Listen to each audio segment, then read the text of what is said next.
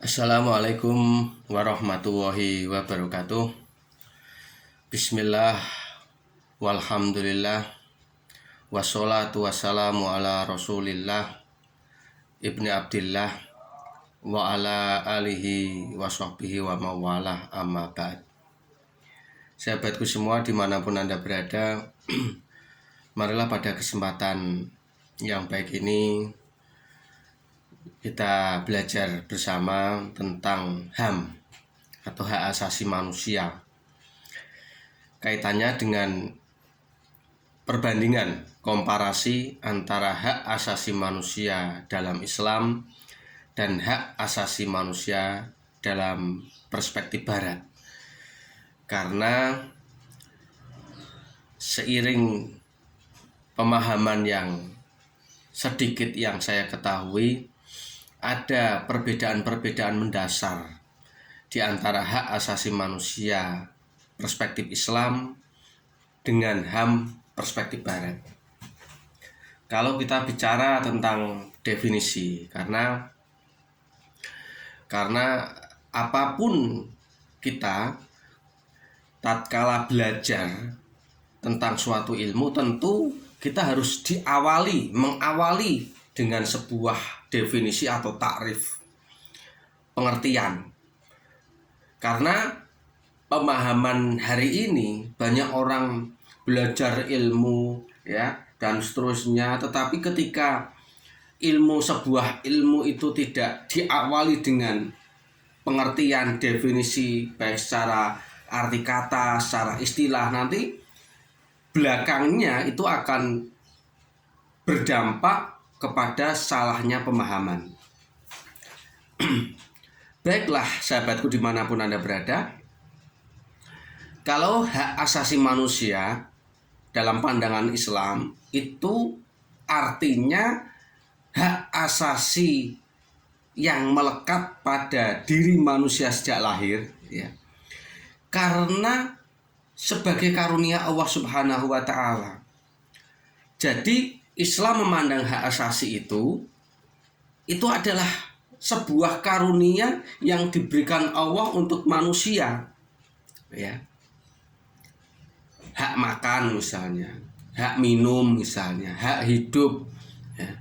Hak untuk menikah, hak untuk tidur misalnya. Sehingga ketika orang melarang orang untuk makan, sejatinya dia sudah melanggar hak asasi orang lain. Orang melarang untuk menikah, maka sejatinya dia sudah melanggar hak asasi orang lain. Sedangkan kalau hak asasi dalam perspektif Barat, hak yang melekat pada diri manusia sejak lahir secara alami. Nah, ini yang membedakan. Kalau Islam memandang HAM atau hak asasi itu adalah memang betul-betul diberi karunia oleh Allah. Tetapi kalau Barat memandang HAM, hak asasi manusia itu memang ada sejak lahir, itu secara alami. Siapapun orang dari negara manapun, agama apapun, ketika orang itu bernama manusia, maka dia memiliki hak asasi yang disepakati bersama. Dan hak asasi itu ada secara alami. Inilah yang membedakan definisi, inilah yang membedakan antara HAM Islam dengan HAM Barat.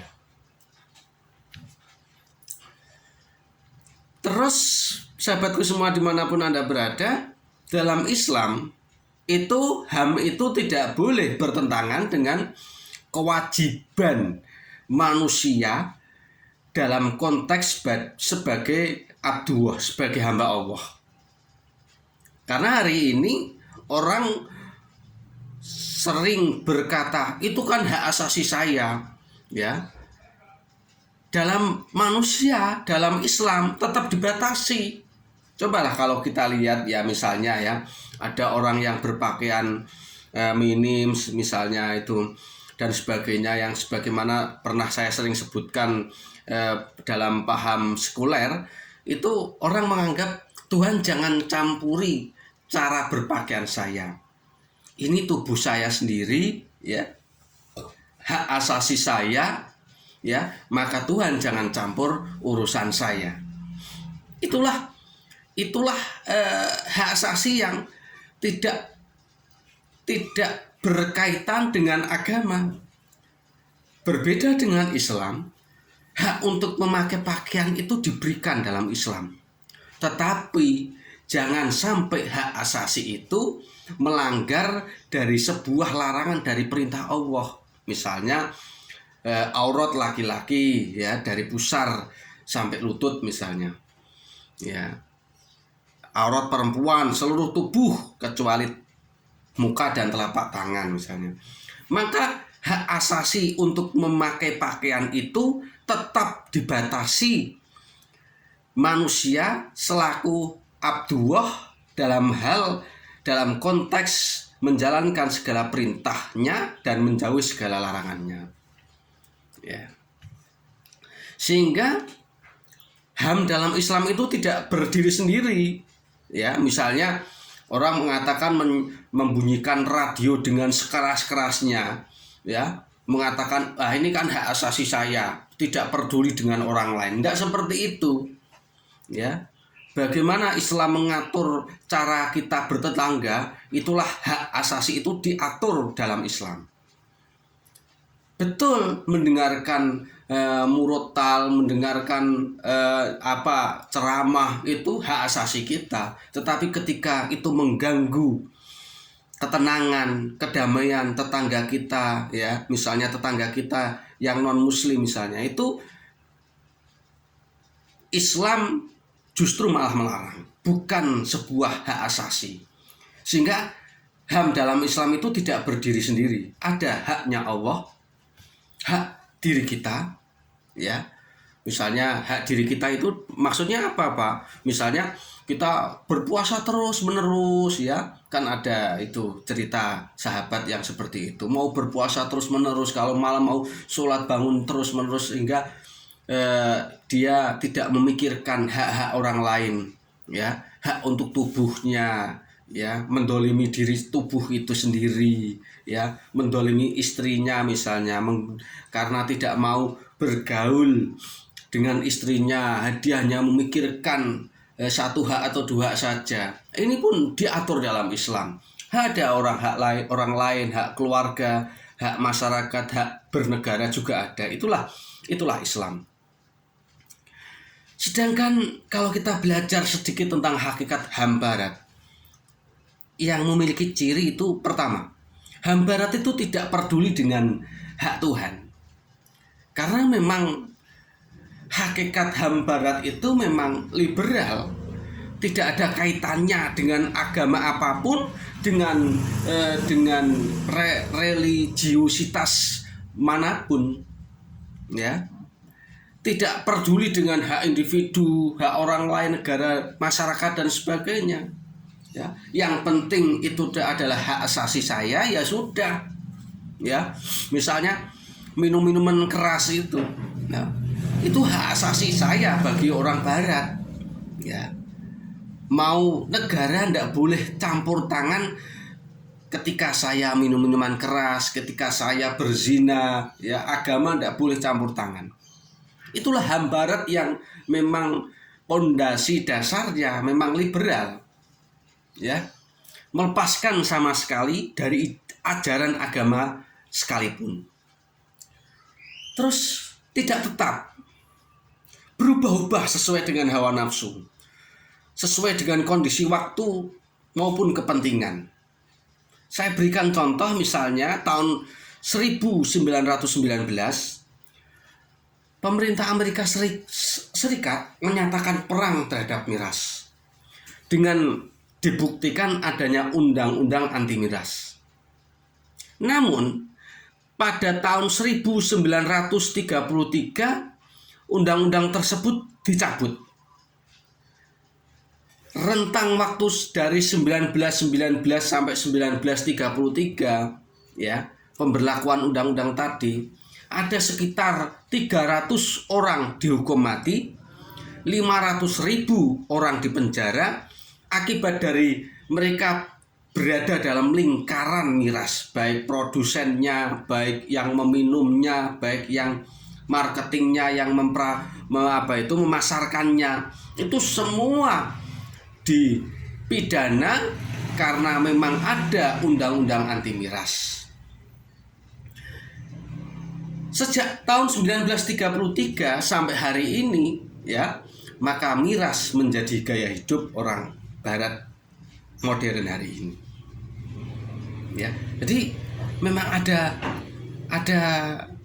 perbedaan yang mendasar, sehingga memang cirinya HAM Barat itu tidak tetap, berubah-ubah. Satu contoh saya berikan.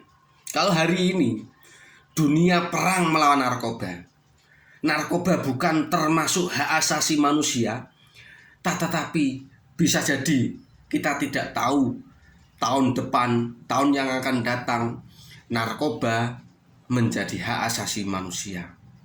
Karena lagi-lagi HAM Barat itu memang tidak tetap, berubah-ubah sesuai dengan kepentingan, sesuai dengan hawa nafsu, ya, dan seterusnya. Kesepakatan bersama yang didasari bukan berasal dari agama. Ya, berbeda dengan HAM Islam, tetap, ya. Misalnya minuman keras itu dari zaman Nabi haram sampai hari ini, sampai hari kiamat. Jadi statis tetap, ya, bukan hak asasi, ya. Zina, ya, homoseksual, LGBT itu dari zaman Nabi sampai hari ini tidak diperbolehkan, haram, ya, dan akan tetap selalu haram sampai hari akhir, ya. Sedangkan sekarang kalau kita bicara tentang deklarasi HAM PBB, ya, maka kita harus mencermati sebagai seorang muslim. Tentu standarnya adalah wahyu, standarnya adalah halal haram, standarnya adalah ajaran Islam, dan seterusnya. Kalau kita lihat pasal 16, itu pasal yang berkaitan dengan hak asasi kawin bebas. Sehingga di Barat itu dan sebagian beberapa negara itu sudah melegalkan perkawinan sesama jenis, perkawinan homoseksual, LGBT. Ya, sudah ada beberapa negara yang memang memberikan perlindungan atau mempersilahkan bagi warga negara untuk memperlangsungkan perkawinan sesama jenis LGBT. Maka kita harus mengkritisi itu. Sedangkan pasal 18 dalam deklarasi PBB itu ada pasal yang berkaitan dengan hak asasi untuk murtad.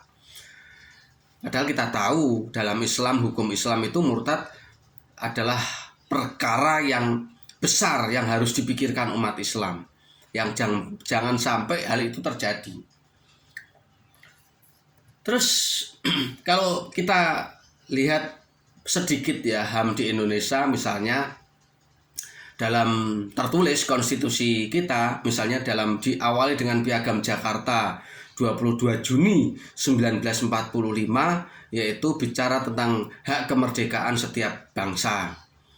Ditambah lagi amandemen UUD 1945 pasal 28A sampai dengan J tentang hak asasi manusia, bicara tentang HAM. Undang-Undang Nomor 33 Tahun 1999, yaitu tentang aturan HAM dan pendirian Komnas HAM. Ya, penegakan HAM di Indonesia pada intinya adalah patut didukung dan diapresiasi umat Islam, ya. Meskipun kadang memang ada pasal-pasal yang itu merujuk pada HAM Barat, ya. Kesimpulannya, sahabatku semua, HAM Islam, komparasinya, perbandingannya, kalau HAM Islam itu yang menciptakannya adalah Allah Subhanahu wa Ta'ala. Sedangkan HAM Barat lahir dari produk manusia. 2. Sumber. Kalau HAM Islam sumbernya wahyu, baik Al-Quran, Al-Hadis, Ijma', Qiyas, dan seterusnya. Sedangkan HAM Barat sumbernya adalah hawa nafsu. Ketiga, sifat. Kalau HAM Islam bersifat tetap, statis, sedangkan HAM Barat berubah-ubah. Karena memang yang menciptakan manusia, bagaimana manusia itu lahir hidup di satu kondisi yang mungkin, satu contoh tadi yang melarang miras, maka HAM itu melarang bukan hak asasi untuk minum keras, tetapi ketika manusia hidup di zaman modern hari ini misalnya melegalkan miras, melegalkan LGBT dan seterusnya, maka HAM yang dilahirkan atau dipandang sebagai HAM itu tentu berubah-ubah. Karena memang sumbernya dari manusia, baik ada konflik kepentingan dan seterusnya. Kesimpulannya adalah HAM Islam dengan HAM Barat itu tidaklah sama. Karena diawali dari definisi tadi dan seterusnya. Mudah-mudahan sekelumit pemaparan dari saya ini menambah wawasan dan bermanfaat. Tetapi bukan berarti ini adalah akhir untuk kita belajar tentang HAM. Masih banyak referensi dari para guru-guru kita yang bisa kita ambil ilmunya. Terima kasih.